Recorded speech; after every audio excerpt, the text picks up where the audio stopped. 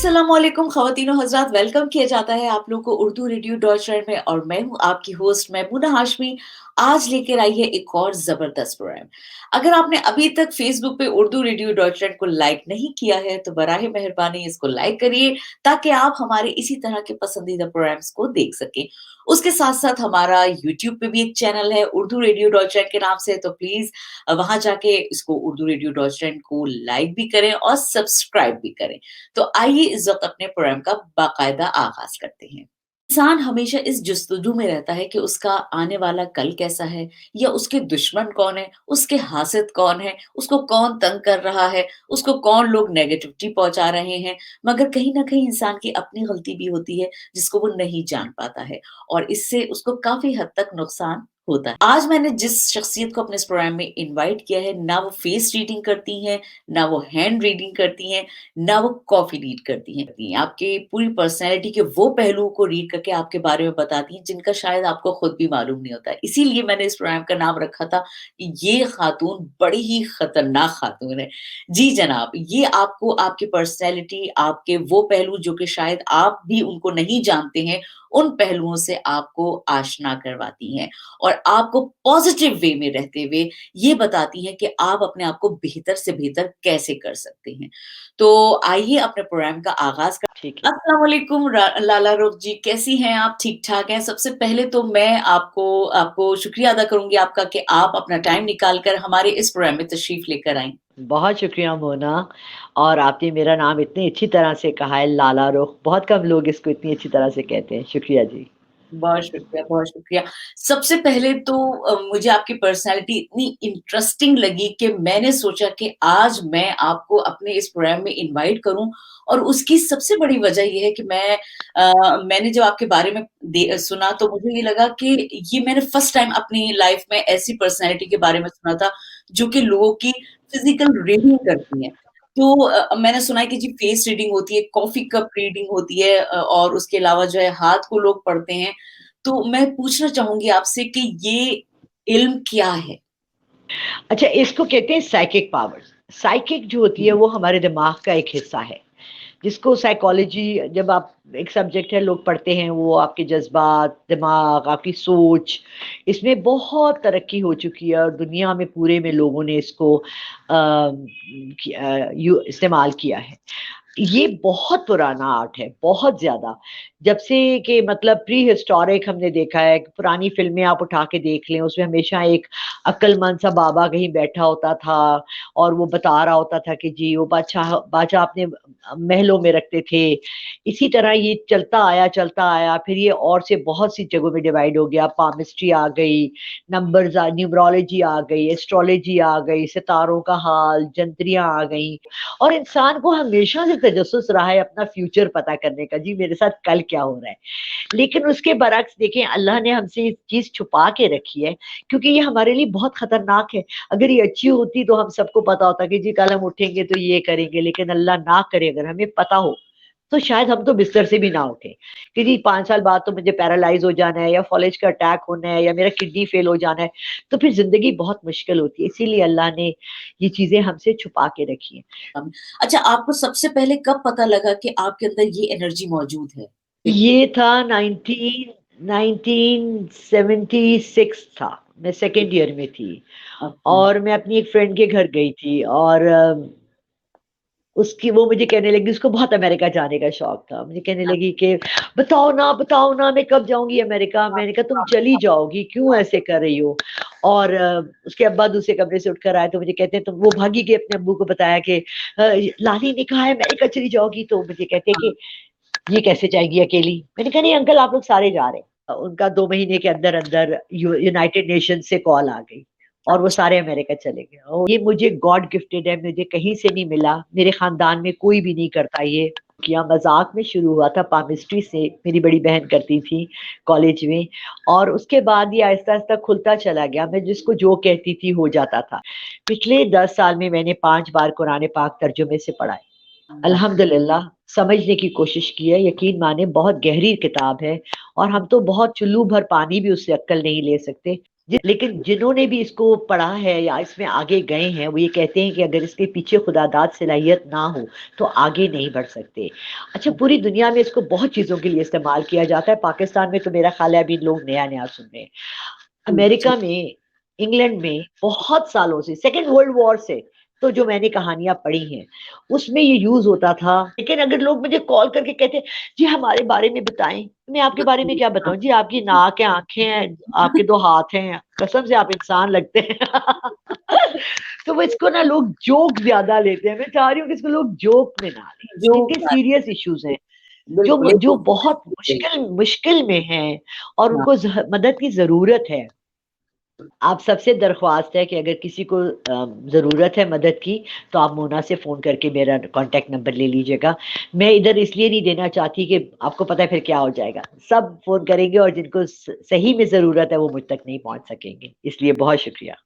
अच्छा मेरा सवाल आपसे ये है कि ये किस तरह डिफरेंट है फेस रीडिंग से या जो हम कॉफ़ी रीडिंग करते हैं, किस तरह डिफरेंट है ये?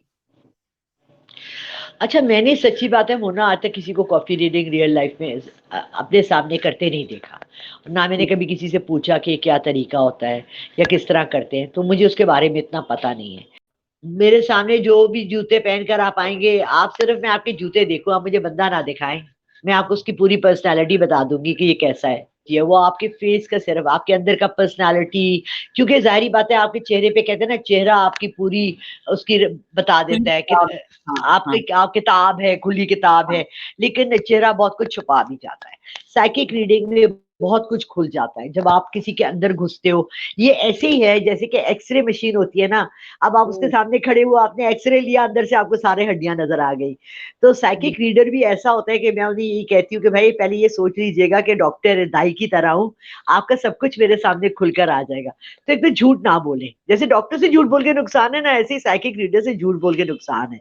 हाँ, सही कह रही हैं। इसमें आपको अपने ऊपर कितनी तवज्जो देनी पड़ती है? क्योंकि मैंने सुना है कि ख़ास एक एनर्जी होती है जब हम किसी की बॉडी या किसी की फेस रीडिंग या कुछ भी हीलिंग वग़ैरह कर रहे होते हैं या हाइल कर रहे होते हैं उसको, तो इसमें एक इंसान की अपनी एक एनर्जी भी लग रही होती है।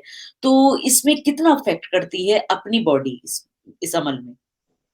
वो ना यकीन मानो ये जो मैं कर रही हूँ, ये मेरी पूरी रूह, मेरा जिस्म, मेरा खून, मेरा दिल, मेरी सारे नर्वस सिस्टम, सारी चीज़ों को अलाइन करके एक तरफ लाके डायरेक्शन में लाके, हर रीडिंग के बाद मुझे गहरे साँस लेने पड़ते हैं और रात को मेरा हाल इतना बुरा होता है, क्योंकि मैं हुँ, ये रात को 9 से 11 कर रही थी, अब मुझे 8 से 11-12 भी हो जाते हैं। हुँ, इतने ज़्यादा लोग डिमांड कर रहे हैं कि मुझे समझ नहीं आ रही, लेकिन 4 घंटे मुझे लग रहा है मुझे बहुत ज़्यादा थक रही हूँ। ना मुझसे खाना खाया जा रहा है, ना कुछ, बस सिर्फ़ चाय की प्यालियाँ और कॉफ़ी और इस पे। तो वो मेरी सेहत को भी अफ़ेक्ट कर रहा है, बहुत ज़्यादा कर रहा है। और दूसरी बात ये है कि नमाज़ की हिम्मत नहीं रहती। मैं हाँ। समझती हूँ कि कोई भी चीज़ जो मुझे नमाज़ से दूर ले जाएगी, वो तो मैं छोड़ दूँ। लेकिन अब ये ऐसा अल्लाह ने रास्ता खोला है कि मैं ये भी सोचती हूँ कि ये भी मैं मदद कर रही हूँ, ये भी क अल्लाह की राह में ही कर रही हूँ। वही तो बात है। बहुत ज़्यादा थकाने वाली और बहुत ज़्यादा आपकी रूह को हिलाने वाला काम है ये। अगर अमूमन हमारे यहाँ जो एक आम सोच है उसमें इसको ये समझा जाता है कि अगर कोई हीलिंग कर रहा है तो वो अमूमन नेगेटिव साइड पे ही जा रहा है।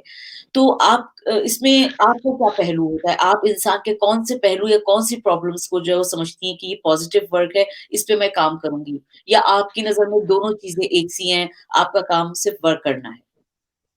नहीं, नहीं, नहीं, नहीं, नहीं। देखिए साइकिक पावर्स हैं, इसमें सब तरह की रीडिंग्स आती हैं। अब मुझे कोई ये फ़ोन करके कहे कि जी मेरे घर में चोरी हो गई, बताएँ चोर कौन है? आई एम हाँ, सॉरी, मैं नहीं कर सकती। जी वो हमने जुए पे पैसे लगाने हैं, बताइए कौन-सी हुँ, टीम हाँ, जीतेगी? हुँ, सॉरी। हाँ, जी, अच्छा हाँ, बताएँ मेरे मियाँ आजकल किसके साथ चक्कर चला रहे हैं? अरे! हाँ। अगर मुझे नज़र आ भी रहा है तो मैं आपको नहीं बताऊँगी, मैं किसी का घर तबाह नहीं करूँगी। नहीं करूँगी। सो मैं इन लोगों से पहले बात करती हूँ थोड़ी देर और मैं कोशिश करती हूँ असेस करने की कि क्या इनको मेरी ज़रूरत भी है या नहीं? नहीं, क्योंकि लोग अक्सर जो है ना टीवी पे देख के और नंबर यहाँ पाकिस्तान में चल गया, हर एक बात करना चाह रहे हैं, जी मुझे ये मसला है, ये मसला है। हाँ, आप हाँ, इंतज़ार करें, आप दुआ करें, आपके घर में मजमूआ वज़ाइफ है, आप अल्लाह के नाम देखें। हर हाँ। चीज़ का हल 99 नामों में अल्लाह ने दिया हुआ है। मगर लोग अमूमन बहुत जल्दबाज़ होते हैं, वो इस चीज़ को सोचते नहीं हैं और ये सोचते बहुत। हैं या फिर जादू टोने पे ज़हन चला जाता है कि फलाँ ने हमारे ऊपर जादू करवा दिया होगा, बिल्कुल, एक कार्ड करवा दी होगी। तो ये एक कहते हैं ना कि हमारे यहाँ ये भी बहुत गलत कॉन्सेप्ट लोगों के दिमाग में है, तो उसकी वजह बहुत से गलत, बहुत गलत। यही होता है कि जी इसने जादू करा दिया, आप उसका नाम बता दें, मुझे लग रहा है फलाँ ने कार्ड करवाई है, फलाँ ने नाम वो करा है। तो ये चीज़ अब मेरे कल एक जानने वाले फ़ोन कर रहे थे और मज़ाक कर रहे थे, कहने लगे, "आप तावीज़ भी देती हैं?" मैंने कहा, "जी बेटा, मैं तावीज़ भी देती हूँ, मैं धागा भी देती हूँ, ऐसा कस के बाँध के गर्दन कट जाती है।" कहने लगे, "मैम ऐसे तो ना कहें।" मैंने कहा, "भाई आप लोग प्लीज़ मुझे तावीज़ और जादू वालों से ना मिलाएँ। हाँ, दिस इज़ हाँ, ये बिल्कुल अलग चीज़ है और बिल्कुल। इसमें मेरा पहलू जो है ना, वो मदद करने का सबसे और पहले है।" अमूमन सुना है कि जो लोग ये काम कर रहे होते हैं, उनको बड़ी इंटरेस्टिंग ये जिन्नात-विन्नात भी नज़र आते हैं। क्या कभी आपके साथ ऐसा एक्सपीरियंस हुआ? वो ना मेरे तो साथ रहते हैं जिन्नात, तो वैसे नज़र आना अनोखी बात नहीं है। मुझे तो हर जगह चीज़ें नज़र आती हैं, जिसके घर जाती हूँ वहाँ मुझे पता लगता है कौन-कौन है।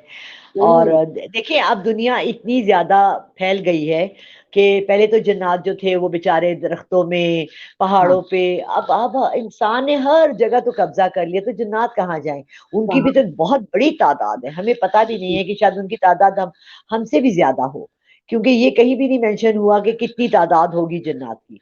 तो वो बिल्कुल। हमारे इर्द-गिर्द ही हमारे साथ ही रहते हैं और मेरे नाना और दादा दोनों की तरफ की ये स्टोरीज़ हैं कि जी हमारे घर पढ़ने मेरे दादा की तरफ तो मेरे अब्बू बताते हैं कि उनसे कुरान पढ़ने आते थे और मेरे साथ तो ऐसा भी हुआ है कि मैं यूँ बैठी हुई हूँ और मेरे साथ पूरा बिस्तर अंदर चला गया। ओह! ठीक है हाँ, ना? और मैं उठी हूँ, मैंने चीज़ें यूँ रखी हुई हैं, मैं कमरे में वापस आई हूँ, मेरी सारी चीज़ें इधर-उधर पड़ी हैं। तो मुझे तो पता है मेरे साथ जिन्नात हैं और सबने मेरे साथ देखा भी है। तो कभी डर नहीं लगता इन चीज़ों से जैसे कभी अकेली हैं, कभी घर में कोई नहीं है कि कोई नुकसान पहुँचा दे? क्योंकि अमूमन हम सुने कि क्योंकि ज़ाहिर है ये भी एक तरह से एक जलाली मखलूक है, जिन्नात जो हैं, तो कभी आपको डर महसूस नहीं हुआ इनसे? अच्छा वो ना जब इंसान ने गाड़ी नहीं चलाई होती ना, जब नई-नई ड्राइविंग सीख रहे होते हैं, तो हाँ, कितना डर-डर के स्टीयरिंग पकड़ते हैं ना, ऐसे कस के पकड़ा हुआ बिल्कुल, होता है बिल्कुल। और हाँ, आपको ब्रेक पे और उस पे और वो। जब एक जी, दफ़ा आपको आ जाती है गाड़ी चलानी तो आप ईज़ी एक हाथ से यूँ चला रहे होते हैं मज़े-मज़े से। अब जब जी, नया-नया शुरू हुआ मेरे साथ भी तो मैं बड़ी घबराई, डरी भी और फिर मैंने सोचा कि दिस इज़ अ पार्ट ये मेरा हिस्सा है, ये मेरे साथ है, इन्होंने मुझे छोड़ना नहीं है मुझे। तो मैंने एक्सेप्ट कर लिया। उसके बाद मैंने और बहुत सी मखलूक़ात देखी। मैं नाम नहीं ले सकती, बता नहीं सकती, पिछले अच्छा तो परियों पे बिलीव है, आप समझती हैं परियाँ हम जैसे कहते हैं जी चुड़ैल है, डाइन है और इस तरह के हाँ, जिन्नात हैं, भूत हैं, तो ये हाँ। इनकी मखलूक है? या हम कहेंगे कि ये या परी हैं, इस तरह की जल परियाँ हैं, इस तरह की काफ़ी मखलूक के नाम हम अपनी कहानियों में सुनते हैं। मगर क्या वाक़ई हकीकत नहीं, में नहीं, परियाँ हैं, इतनी प्यारी-प्यारी परियाँ हैं। वाक़ई आपने देखी हुई है? मुझे बिल्कुल है। परियाँ हैं, जल परियाँ हैं, पानी के अंदर हैं। ओह! मैं ये नहीं कहूँगी कि अल्लाह ने मुझे ये ताकत भी दी है कि मैं तमाम मखलूक़ात से बात भी करूँ, कम्युनिकेट भी करूँ। लेकिन पता नहीं छठी हिस्स है, क्या है, समझ जाती हूँ क्या कहना चाहती हैं। माशाल्लाह अल्लाह ताला आपके इस इल्म में और पॉज़िटिव वे में रहते हुए इस इल्म में आपके बरकत अता फरमाए। जज़ाकल्लाह। बहुत शुक्रिया जी। अल्लाह हाफ़िज़ और जी व्यूअर्स तो मुझे उम्मीद है कि आज का ये प्रोग्राम जो है वो आप लोगों को यकीनन पसंद आया होगा। नेट की प्रॉब्लम की वजह से प्रोग्राम जो है वो थोड़ा-सा डिस्टर्ब रहता है मगर मुझे उम्मीद है कि आप लोगों को प्रोग्राम अच्छा लगा होगा। इसी तरह हमारे प्रोग्राम को पसंद करते रहिए और उर्दू रेडियो डॉइचलैंड को फ़ेसबुक पे और उसके साथ-साथ यूट्यूब पे लाइक करें और सब्सक्राइब करें। इंशाअल्लाह ताला नेक्स्ट प्रोग्राम में फिर हाज़िर हो जाऊँगी। आप लोगों ने रखना है अपना बहुत सारा ख़्याल। जब तक अपनी होस्ट मैमूना को इजाज़त दीजिए। अल्लाह हाफ़िज़।